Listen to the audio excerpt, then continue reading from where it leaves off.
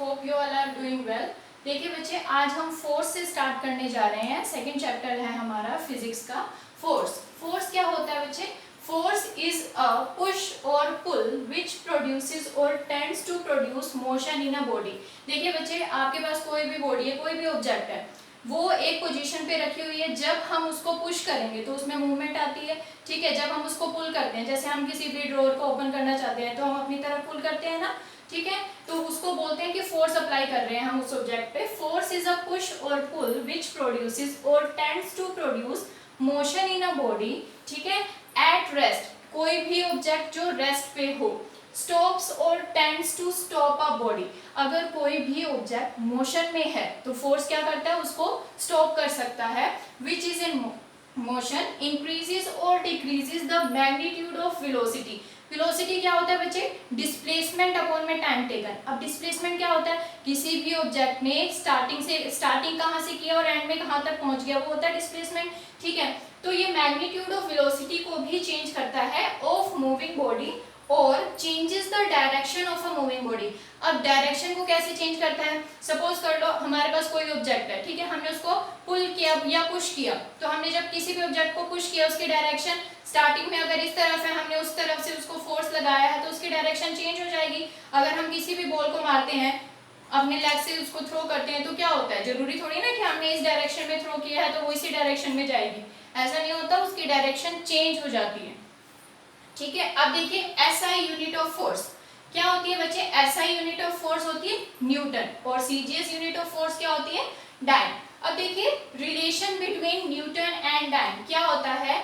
Newton क्या होता है? अब आपको पता है बच्चे, फोर्स क्या होता है हमारा? फोर्स होता है मास इनटू में एक्सेलरेशन, ठीक है। मास की जो यूनिट होती है, स्टार्टिंग में आपको बताया था कि एसआई यूनिट ऑफ मास क्या होता है? केजी। और एक्सेलरेशन क्या होता है? मीटर पर सेकेंड स्क्वायर, ये बताया था आपको मैंने, ठीक है। तो अब जब हम किलोग्राम इंटू मीटर पर सेकेंड स्क्वायर लिखते हैं तो इसको एक यूनिट का नाम दिया जाता है और वो एक यूनिट क्या होती है? 1 न्यूटन, ठीक है। अब देखिए 1 किलोग्राम को जब हम इसको सेंटीमीटर में चेंज करना चाहेंगे तो हम क्या करेंगे? 1 किलोग्राम को तो 1000 ग्राम बना देंगे। 1 मीटर पर सेकेंड स्क्वायर का क्या हो जाएगा? 100 सेंटीमीटर पर सेकेंड स्क्वायर, ठीक है। अब इसको हम कैसे लिख सकते हैं? 10 की power 3 gram into 10 raise to power 2 centimetre per second square, ठीक है बच्चे। अब इनको कंबाइन कर देंगे, मल्टीप्लाई में क्या होता है? पावर्स ऐड हो जाती हैं, ठीक है। तो यहाँ पर पावर क्या हो जाएगी? 10 raise to power 5 gram centimetre per second square. तो अब जब हम इसको gram centimetre per second square में राइट डाउन कर देते हैं तो ये क्या बन जाते हैं? एक डाइन बन जाता है। तो अब ये क्या बन गया बच्चे? 1 newton is equal to 10 raise to power 5 dynes. देखिए बच्चे, ग्रेविटेशनल यूनिट ऑफ फोर्स क्या होती है? ग्रेविटेशनल यूनिट ऑफ फोर्स में हम किलोग्राम वेट और kilogram force is a gravitational unit of force in SI system, ठीक है। इंटरनेशनल सिस्टम में जो हमारी फोर्स की यूनिट होती है वो क्या होती है? ग्रेविटेशनल फोर्स की जो यूनिट होती है वो क्या होती है बच्चे? किलोग्राम वेट और किलोग्राम फोर्स। 1 किलोग्राम वेट किसके इक्वल होता है बच्चे? 9.8 न्यूटन के इक्वल होता है, ठीक है। अगर हम सीजीएस सिस्टम की बात करें तो ग्राम वेट और gram force is the gravitational unit of force in CGS system, ठीक है। 1 ग्राम वेट किसके इक्वल होता है? 980 डाइन्स के इक्वल होता है, ठीक है बच्चे। अब इफेक्ट ऑफ फोर्स, अभी तक तो हमने फोर्स की डेफिनेशन पढ़ी थी। क्या क्या पढ़ा था उसमें?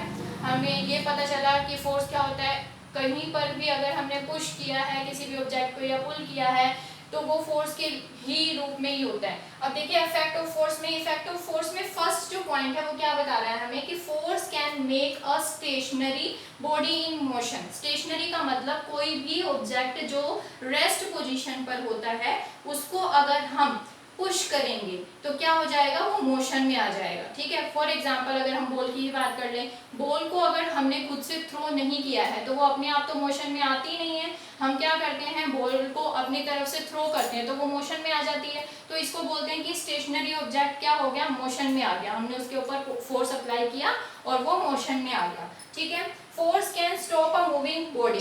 अगर हमें किसी भी बॉल को स्टॉप करना हो, बॉल का एग्जांपल इसलिए ले रही हूँ बच्चे क्योंकि ये रियल लाइफ एग्जांपल सबसे बेस्ट एग्जांपल है फोर्स को अंडरस्टैंड करने के लिए। अगर हम किसी भी बॉल को रोकना चाहते हैं तो हम क्या करते हैं, उसके ऊपर फोर्स अप्लाई करते हैं, या तो बाय हैंड या फिर बाय लेग, ठीक है। तो फोर्स का क्या इंपॉर्टेंस है, force can stop a moving body, ये सिर्फ किसी भी ऑब्जेक्ट को मोशन में नहीं लेके आता, ये मूविंग बॉडी को स्टॉप भी कर देता है। थर्ड पॉइंट है force can change the speed of a moving body, speed को भी चेंज कर सकता है फोर्स। अगर कोई भी ऑब्जेक्ट बहुत ज्यादा स्पीड में जा रहा है, उसको एक बार हमने लेग से या किसी भी हर्डल से स्टॉप करने की कोशिश की, तो जो उसकी स्पीड होगी वो कम हो जाएगी, ठीक है। Force can change the shape and size of an object. अब कैसे हो सकता है, स्पंज बॉल देखिए आपने, जब हम उसको प्रेस करते हैं तो जो उसका साइज होता है श्रिंक फॉर्म में आ जाता है, ठीक है। तो फोर्स क्या करता है, force can change the shape and size of an object. I hope आपको क्लियर हो गया होगा बच्चे what is force and effect of force.